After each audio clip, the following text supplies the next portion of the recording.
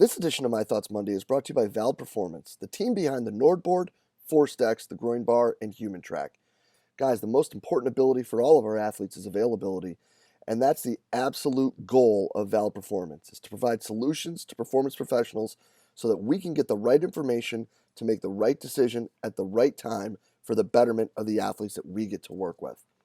To do this, guys, they have a wide range of validated products that focus on usability, and having being founded by the School of Exercise and Nutrition Sciences at the Queensland University of Technology, they're extremely evidence-based and they're beyond transparent. I can tell you that our time using the Nordboard and being involved with Force Decks, we have been introduced to so many amazing people that have truly helped us become better coaches, have a better understanding, not just of the technology, but also what we're doing with our athletes.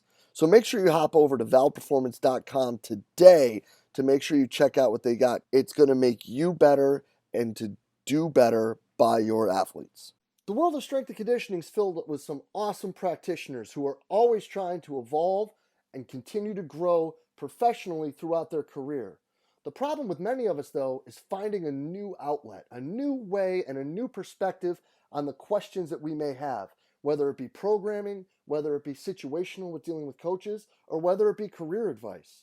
Because all too often what happens is we get stuck in with the same group of friends and the same group of colleagues that we reach out to for advice repeatedly over and over again. But what we should really be looking for is different perspectives, different people who have been through different situations who can help us make better decisions both for ourselves and our athletes.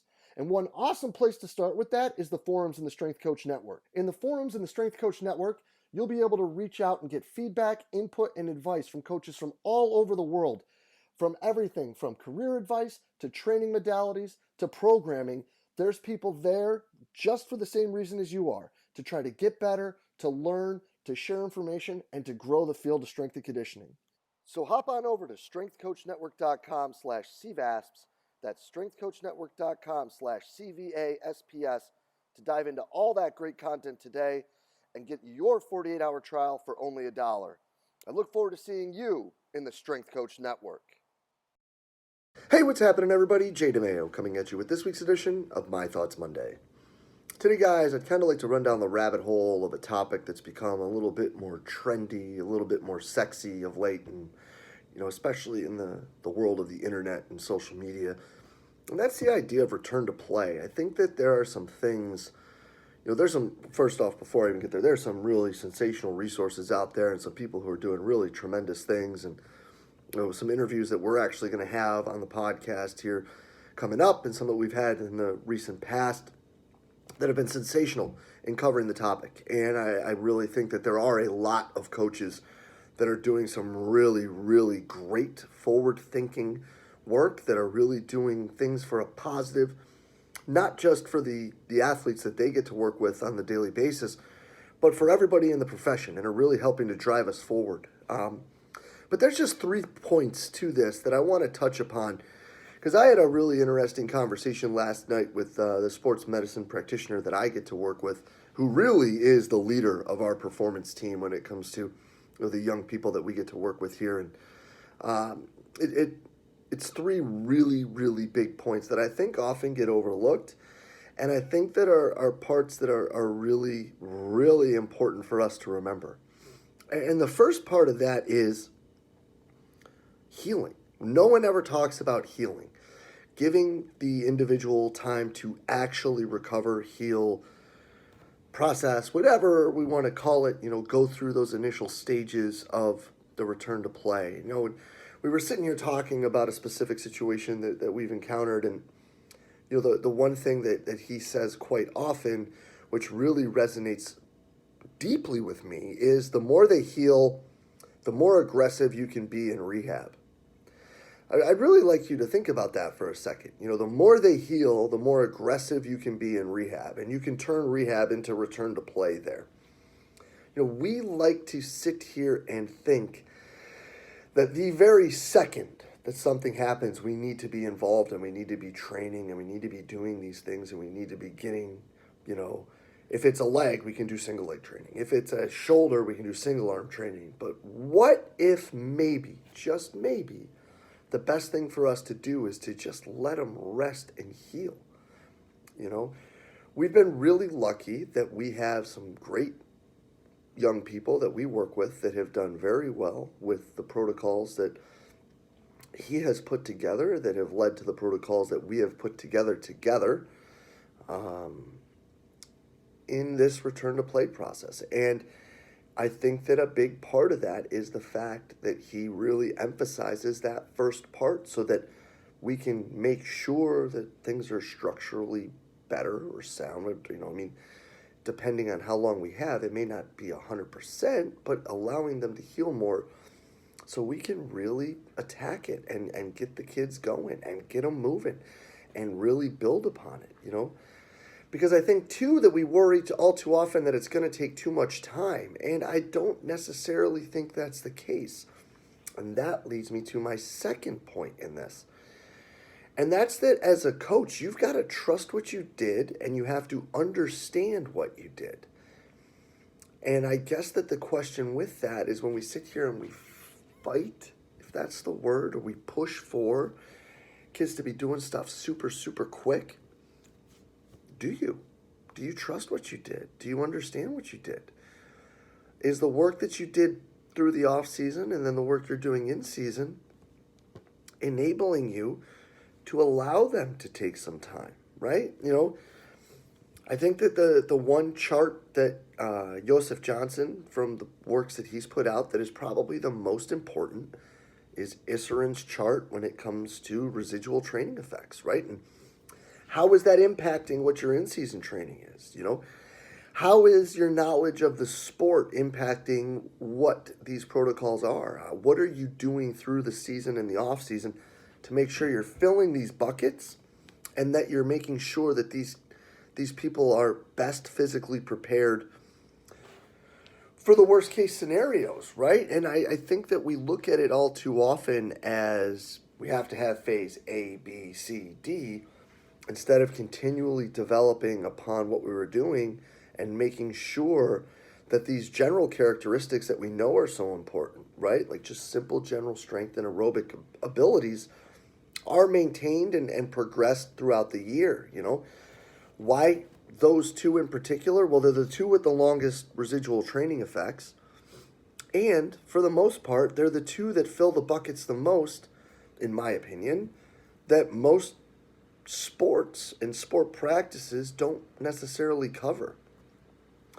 So are you making sure that these, you know, the bottom of the pyramid is always taken care of? Because we love to talk about that. And that, you know, you can go greater with the specific if the bottom of that pyramid is bigger. You know, I mean, like that's something that we say we do, but do we actually do it? And are we making sure that as we progress through the year that we're continuing to keep those qualities high? Because again, if there's something where a kid has to sit for a week or two and really just do nothing to heal, can you trust your preparation with them to give them those 2 weeks?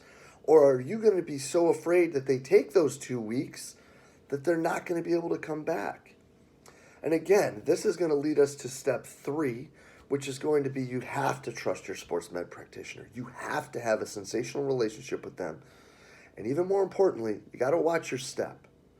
And I think right now, because this whole idea of not having silos became really, really sexy. And I agree with it. To a point, I agree with it.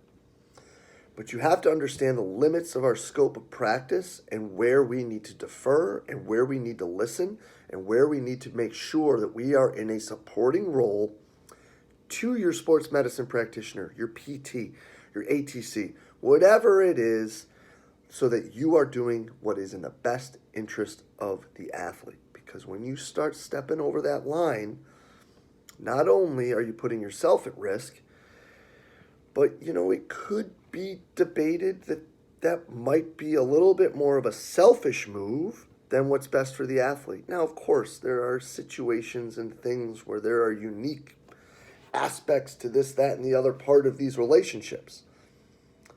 But you need to be on the same page at all times, moving forward and understanding that. Because again, if you're going back and you have an issue with letting this person heal and you want them to be doing all these other things, while the sports med practitioner is telling you they need a break, they need to recover, they need to get better, they need to get over this, they need to heal, there's a problem right off the bat. And if you and your sports med practitioner aren't on the same page with what your off-season and in-season work is, how are you both going to trust it? And if you both don't trust it, now there's going to be situations where you're overlapping or butting heads or whatever it may be in the rehab and return to play process.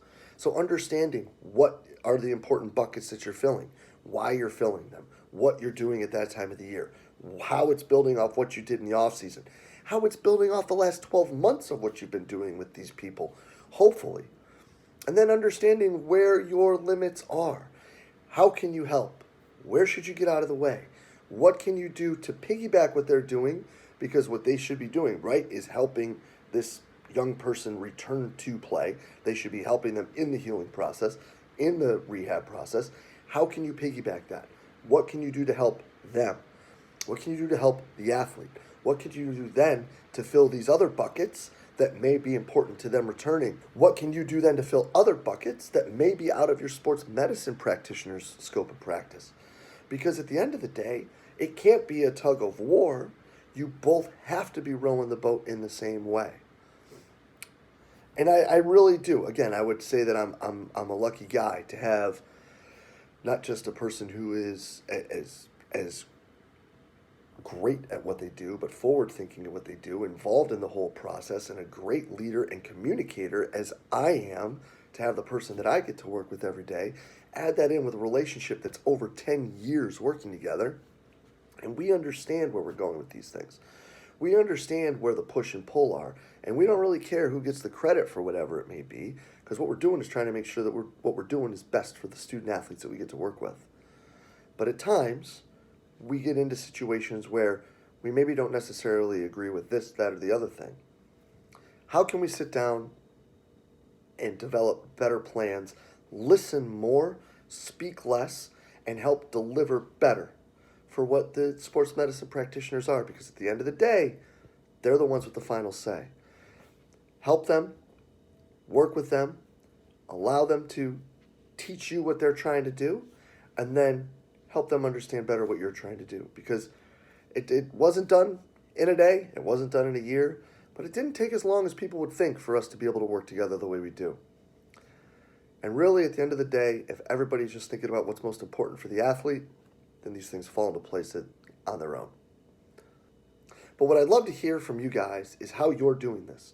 What are some things that you're doing to help better the return to play process? How are you working better with your sports medicine or your physical therapists or your team doctors in order to make sure that your athletes are returning in the best way possible from the unfortunate situations that they may have encountered? Because at the end of the day, if you're doing something better that you think people should know about, please share it with us. Let us know so we could all get better.